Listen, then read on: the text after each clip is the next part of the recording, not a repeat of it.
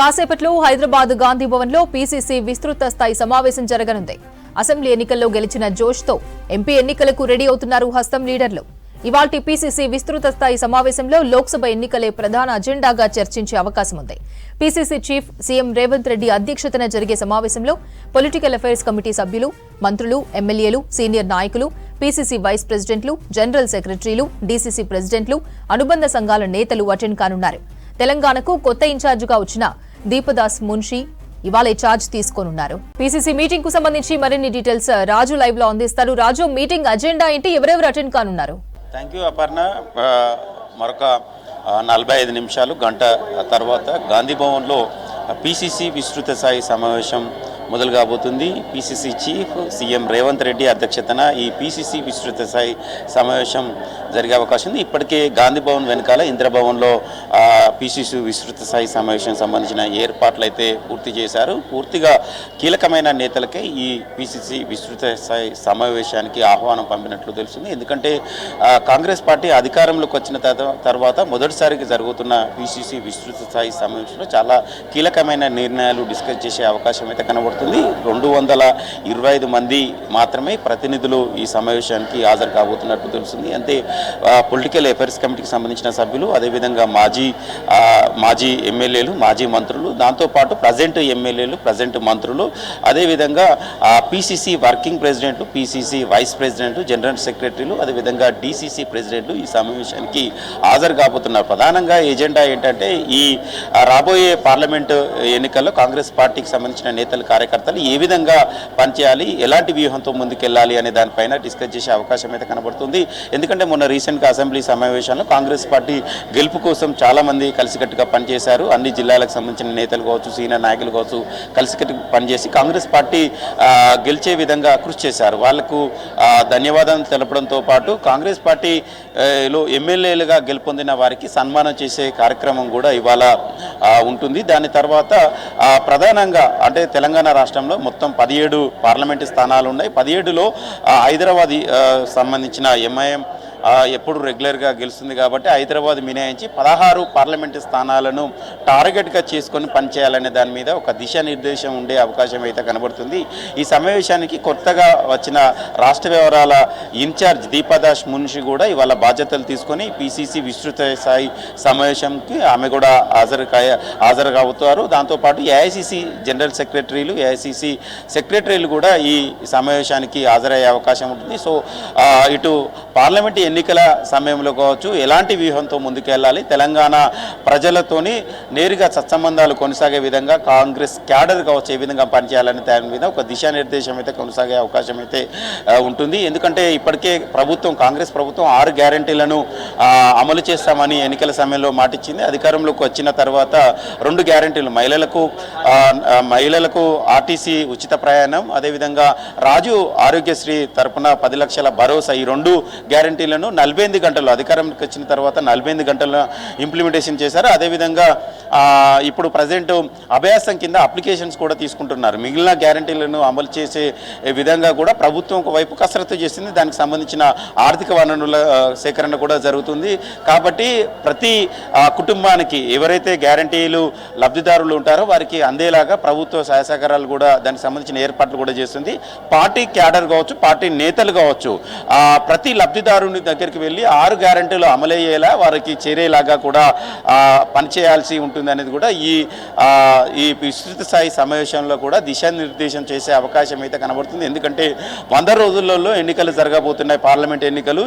ఈ 100 రోజులలోనే 6 గ్యారంటీలు అమలు చేస్తామని కూడా కాంగ్రెస్ ప్రభుత్వం మాటిచ్చింది. కాబట్టి దీన్నే అదునుగా తీసుకొని ఓటర్లను కావచ్చు, తెలంగాణ ప్రజలకు కావచ్చు దగ్గర అయ్యే విధంగా వాళ్ళతోని నిత్యం టచ్లో ఉండే విధంగా కాంగ్రెస్ క్యాడర్ పనిచేయాలని కూడా ఈ పీసీసీ విస్తృత స్థాయి సమావేశం నుంచి ఒక దిశానిర్దేశం చేసే అవకాశం ఉంటుంది. దాంతోపాటు ఇప్పటికే ప్రతి పార్లమెంటుకు ఒక్కొక్క మంత్రి బాధ్యతలు తీసుకున్నారు, ఇన్ఛార్జిగా ఉన్నారు. మరొక వైపు ఏఐసీసీ సంబంధించిన నేతలు కూడా ఒక పార్లమెంటుకు అబ్జర్వర్లుగా ఉంటున్నారు. కాబట్టి ఆ పార్లమెంటు పరిధిలో ఉండే అసెంబ్లీకి సంబంధించిన పరిధిలో ఉండే ఎమ్మెల్యేలు కావచ్చు, అసెంబ్లీకి సంబంధించిన నియోజకవర్గ సంబంధించిన ఇన్ఛార్జీలు కావచ్చు, అదేవిధంగా సంబంధించిన జిల్లా నేతలు కావచ్చు నిత్యం రెగ్యులర్గా మానిటరింగ్ చేసుకుంటూ సమావేశాలు ఏర్పాటు చేసుకోవాలా, పార్లమెంటుకు సంబంధించిన సంక్షేమ పథకాలను గ్రౌండ్లోకి తీసుకెళ్ళి ఇంప్లిమెంటేషన్ చేసే విషయంలో కావచ్చు ఎప్పటికప్పుడు మానిటరింగ్ చేసుకోవాలి. అదేవిధంగా నియోజకవర్గంలో సంబంధించిన సమస్యలు ఏ విధంగా ఉన్నా ప్రభుత్వం దృష్టికి తీసుకొచ్చి సాల్వ్ చేసుకునే విధంగా ఉండాలి, ప్రజలతో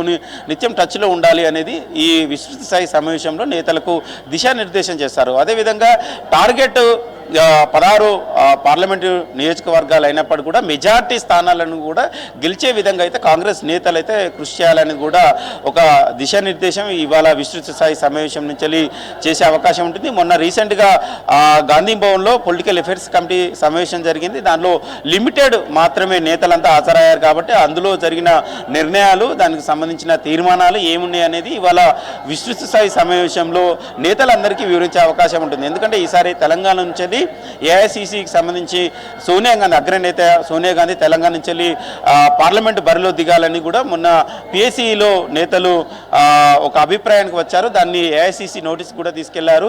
ఒకవేళ సోనియా గాంధీ లేకపోతే ప్రియాంక గాంధీ తెలంగాణ నుంచి ఎన్నికల బరిలో దిగేలాగా అయితే మొన్న తీర్మానం చేసుకున్నారు. అదే విషయాన్ని ఇవాళ విస్తృత స్థాయి సమావేశంలో కూడా వివరించే అవకాశం అయితే కనబడుతుంది. ఒకవేళ అగ్రనేతలు ఒకవేళ ఇక్కడి నుంచి బరిలో దిగితే తెలంగాణతో పాటు మిగతా రాష్ట్రాల్లో కూడా దక్షిణ భారత్లోని మిగతా రాష్ట్రాల్లో కూడా ఎంపీ ఎన్నికల్లో ఎక్కువ మెజార్టీ సీట్లు వచ్చే అవకాశం ఎక్కువగా ఉంటుంది, ప్రభావం పడే అవకాశం ఉంటుంది. కాబట్టి అగ్రనేతలను ఇక్కడి నుంచి పోటీ చేయాలని కూడా కోరడం జరిగింది. ఒకవేళ ఇక్కడి నుంచి పోటీ చేసినట్లయితే గెలుపు మరింత ఎక్కువ సీట్లు గెలిచే అవకాశం ఉంటుంది. కాబట్టి కాంగ్రెస్ క్యాడర్ కావచ్చు, కాంగ్రెస్ నేతలు కావచ్చు ఆ దిశగా పనిచేయాలని కూడా ఇవాళ దిశానిర్దేశం చేసే అవకాశం ఉంటుంది. మరొక వైపు నామినేటెడ్ పోస్టుల భర్తీ, ఎందుకంటే తెలంగాణలో కాంగ్రెస్ పార్టీ అధికారంలోకి వచ్చిన తర్వాత ఇప్పటి వరకు సీఎం డిప్యూటీ సీఎంతో పాటు మరికొంత 10 మంది మంత్రులుగా ప్రమాణ స్వీకారం చేసి పాలన కొనసాగిస్తున్నారు. కానీ కాంగ్రెస్ పార్టీ గెలుపు కోసం పనిచేసిన నేతలు కావచ్చు, అసెంబ్లీ ఎన్నికల సమయంలో టికెట్ ఆశించి భంగపడ్డ నాయకులు కావచ్చు, టికెట్ త్యాగం చేసిన నేతలు కావచ్చు, ఇప్పటివరకు వాళ్ళకి ఎలాంటి పదవులు రాలేదు, వాళ్లకు పదవులు వస్తాయనే ఒక ఆశాభావం అయితే నేతల్లో కొనసాగుతున్నది. కాబట్టి సంక్రాంతి లోపు ఆ నామినేటెడ్ పదవుల భర్తీకి సంబంధించిన ఒక చర్చ, ఒక కసరత్తు కొనసాగుతుంది. కాబట్టి సంక్రాంతి లోపు ఎన్ని నామినేటెడ్ పదవులు భర్తీ చేసే అవకాశం ఉంటుంది అనే దానిపైన ఇవాళ విస్తృత స్థాయి సమావేశంలో కూడా ఒక క్లారిటీ ఇచ్చే అవకాశం అయితే కనబడుతుంది. ఎందుకంటే ఆ గవర్నర్ కోట కింద 2 ఎమ్మెల్సీ పదవులు ఉన్నాయి, అదేవిధంగా స్థానిక సంస్థలకు సంబంధించిన మరొక 3 ఎమ్మెల్సీ పదవులు ఉన్నాయి, గ్రాడ్యుయేట్స్ ఎమ్మెల్సీ మరొకటి ఉంది, మొత్తం 6 ఎమ్మెల్సీ పదవులు. అదేవిధంగా వివిధ కార్పొరేషన్ సంబంధించిన చైర్మన్లు, వైస్ చైర్మన్లు ఇవి ఒక 80 వరకు ఉన్నాయి. కాబట్టి వీటన్నిటిని ఎన్ని దశల్లో భర్తీ చేస్తారు, ఎప్పుడెప్పుడు భర్తీ చేస్తారు అనేది కాంగ్రెస్ పార్టీ నేతల్లో ఒక చర్చ కొనసాగుతుంది. సో ఇలాంటి చాలామంది ఆశావాళ్ళు వాళ్ళ లాబింగ్ చేస్తున్నారు, వాళ్లకు కార్పొరేషన్ చైర్మన్ పదవులను దక్కించుకోవడానికి తీవ్రంగా కసరత్తు చేస్తున్నారు. ఏఐసిసి పెద్దల నుంచి సిఫార్సు లేఖలను తెప్పించుకుంటున్నారు. మరొక వైపు ఇక్కడ సీఎం రేవంత్ రెడ్డితో పాటు సీనియర్ నేతల బ్లెస్సింగ్స్ కూడా తీసుకునే ప్రయత్నం చేస్తున్నారు. అయితే ఒకేసారి అన్ని పోస్టులను భర్తీ చేయడం కుదరదు. కానీ సంక్రాంతికి ముందుగా అంటే ఈ నెల సంక్రాంతి ఉంది, 10-15 రోజుల్లో సంక్రాంతి పండుగ ఉంది. కాబట్టి సంక్రాంతి పండుగలోపు కొన్ని అంటే దాదాపు ఒక 30 కార్పొరేషన్ సంబంధించిన పోస్టుల భర్తీ ఉంటుందని కాంగ్రెస్ పార్టీలో కావచ్చు, ప్రభుత్వంలో కావచ్చు ఒక చర్చ అయితే జరుగుతుంది.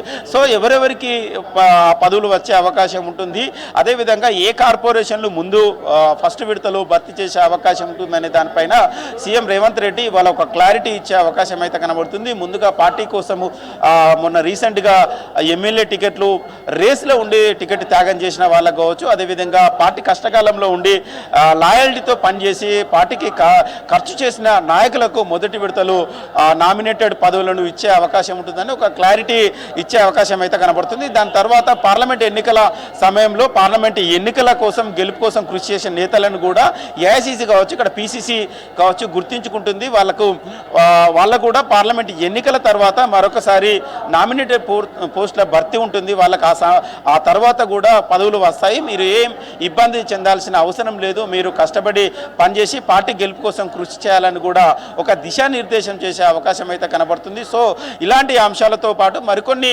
పార్టీకి సంబంధించిన పోస్టుల భర్తీ కూడా ఉంది. ఎందుకంటే డీసీసీ ప్రెసిడెంట్ల పోస్టుల భర్తీ కూడా పెండింగ్లో ఉంది. మొన్న రీసెంట్గా కొంతమంది డీసీసీ ప్రెసిడెంట్లు ఎమ్మెల్యేగా పోటీ చేసి గెలుపొందారు. దాదాపు మరికొంతమంది ఇతర పార్టీలకు ఇక్కడ పోస్టులు డీసీసీ ప్రెసిడెంట్లుగా ఉన్న వాళ్ళు ఇక్కడ రాజీనామా చేసి బీఆర్ఎస్కి వెళ్ళారు. సో అలాంటి దాదాపు 10-12 పోస్టులు ఖాళీగా ఉన్నాయి. డీసీసీ ప్రెసిడెంట్ పోస్టులు ఖాళీ ఉన్నాయి. వాటిని భర్తీ చేయాల్సిన అవసరం కూడా ఉంది. వాటిని కూడా త్వరలో భర్తీ చేస్తామని కూడా ఇవాళ ఒక దిశానిర్దేశం చేసే అవకాశం ఉంటుంది. దాంతోపాటు కొన్ని పార్టీలో కొన్ని తీసుకోవాల్సిన నిర్ణయాలు కావచ్చు, దానిపైన కూడా డిస్కస్ చేసే అవకాశం ఉంటుంది. దాంతోపాటు పార్లమెంటు ఎన్నికల తర్వాత పీసీసీ ప్రెసిడెంట్ కూడా ప్రజెంట్ ఇప్పుడు సీఎం రేవంత్ రెడ్డి పార్టీకి సంబంధించిన పీసీసీ ప్రెసిడెంట్గా కొనసాగుతున్నారు. ఏఐసీసీ పార్లమెంటు ఎన్నికల వరకు రేవంత్ రెడ్డినే పీసీసీ ప్రెసిడెంట్గా కొనసాగించాలని కూడా ఏఐసీసీ భావిస్తున్నది. అయితే కాంగ్రెస్ పార్టీలో ఒక చర్చ జరిగింది. రేపో మాపో పీసీసీ ప్రెసిడెంట్గా కొత్త నాయకుడు వచ్చే అవకాశం ఉంది అనేది కూడా ఒక చర్చ జరుగుతుంది. చాలామంది పీసీసీ ప్రెసిడెంట్ రేస్లో ఉన్న వాళ్ళ నేతలు కూడా లాబింగ్ చేస్తున్న పరిస్థితి అయితే కనబడుతుంది. దానిపైన కూడా ఒక క్లారిటీ ఇచ్చే అవకాశం అయితే కనబడుతుంది. ఎందుకంటే చాలామంది ఆశావాళ్ళు కూడా ప్రయత్నాలు చేస్తున్నారు. అంటే పార్లమెంట్ ఎన్నికల లోపు కూడా పీసీసీ ప్రెసిడెంట్ మార్పు ఉండకపోవచ్చు అనేది కూడా ఏఐసీసీ కూడా సంకేతాలు ఇప్పటికే ఇచ్చింది. అయితే దానిపై ఇవాళ కొత్తగా వచ్చిన ఇన్ఛార్జ్ దీపదాస్ మున్షి కూడా ఒక స్పష్టత ఇచ్చే అవకాశం అయితే కనబడుతుంది. సో పార్లమెంటు ఎన్నికల్లో కాంగ్రెస్ పార్టీ మెజారిటీ స్థానాలను గెలుపొందే లక్ష్యంగా ఒక దిశానిర్దేశం కావచ్చు, నామినేటెడ్ పోస్టుల భర్తీ విషయంలో కావచ్చు, ఇవాళ పీసీసీ విస్తృత స్థాయి సమావేశంలో చర్చించే అవకాశం అయితే కనబడుతుంది. ఇప్పటికే ఇవాళ అంటే సీఎం హోదాలో రేవంత్ రెడ్డి గాంధీ భవన్కు వచ్చే అవకాశం ఉంటుంది. కాబట్టి ఇప్పటికే గాంధీ భవన్ సంబంధించి నిన్న సాయంత్రం నుంచి పోలీసులు ఆధీనంలోకి తీసుకున్నారు, బారికేడ్లను వేశారు. లిమిటెడ్ నేతలను మాత్రమే లోపలికి అనుమతిస్తున్నారు. అంటే గాంధీ భవన్లోకి అనుమతి ఇచ్చిన పీసీసీ విస్తృత స్థాయి సమావేశం జరిగే వెనుకాల ఇందిరాభవన్కు మాత్రం పూర్తిగా బారికేడ్లు వేశారు. అందులో ఉన్న లిస్టులో ఉన్న 225 మంది ఆహ్వానం ఎవరైతే ఉందో వాళ్ళకే 225 మందికి ఆ లిస్టులో చూసి లోపలికి పంపుతున్నారు. పూర్తిగా కట్టుదిట్టమైన బందోబస్తును అయితే గాంధీ భవన్ వద్ద ఏర్పాటు చేశారు. మరి కాసేపట్లో పీసీసీ విస్తృత స్థాయి సమావేశం అయితే మొదలు కాబోతుంది. అపర్ణ.